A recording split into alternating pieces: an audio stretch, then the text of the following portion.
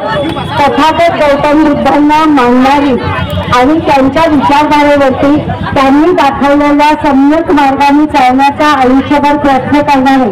सगळे भारतातले नागरिक आणि तसंच भारताच्या बाहेरचा सुद्धा खूप मोठा आंतरराष्ट्रीय समुदाय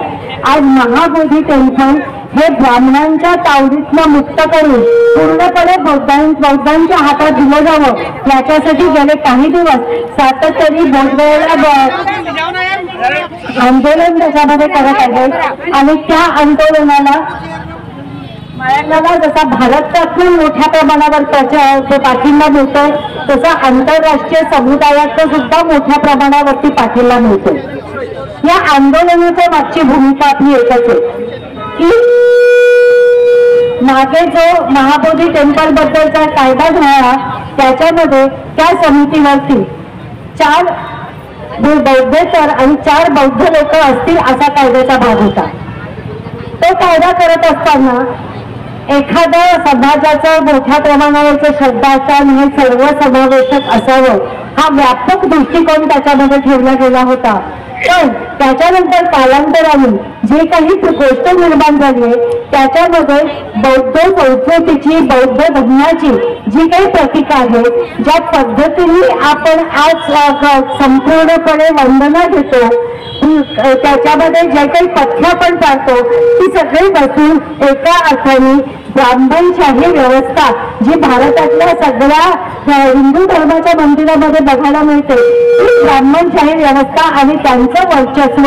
आज आपल्याला महाबोधी टेम्पलमध्ये मिळते। आवाजाचा प्रचंड गोंधळ असणं केवळ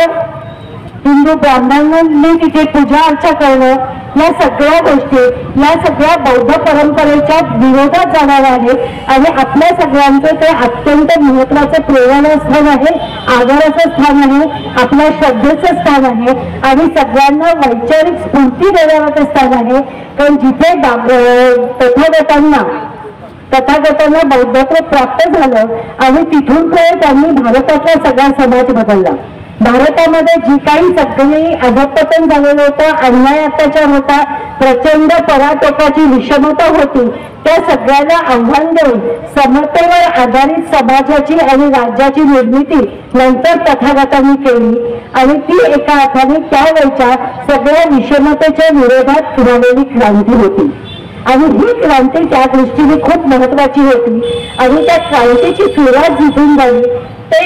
ते महाबोधी टेम्पल हे आपल्यासाठी एक महत्वाचं सिंबल आहे, आपल्यासाठी खूप महत्वाचं आहे आणि त्याच्यासाठी हे आंदोलन चालू आहे। आज या आंदोलनाचा अटील संपूर्ण महाराष्ट्रातल्या प्रत्येक जिल्ह्यामध्ये आणि तालुक्यामध्ये भारतीय बौद्ध महासभा आणि वंचित बहुजन आघाडीच्या कार्यकर्त्यांनी हे आज आंदोलन घेतलेलं आहे आणि सगळ्यांनी हा निर्णय घेतलेला आहे की जोपर्यंत तो कायदा बदलला जात नाही आणि महाबोधी टेम्पलवरती पूर्णपणे बौद्धांचं आणि तथागतांना पूर्णपणे मानणाऱ्या लोकांच्या हातामध्ये त्याचं नियंत्रण येत नाही तोपर्यंत आपण हे आंदोलन त्याच्यामध्ये चालू करणार आहे। आज या निमित्ताने मी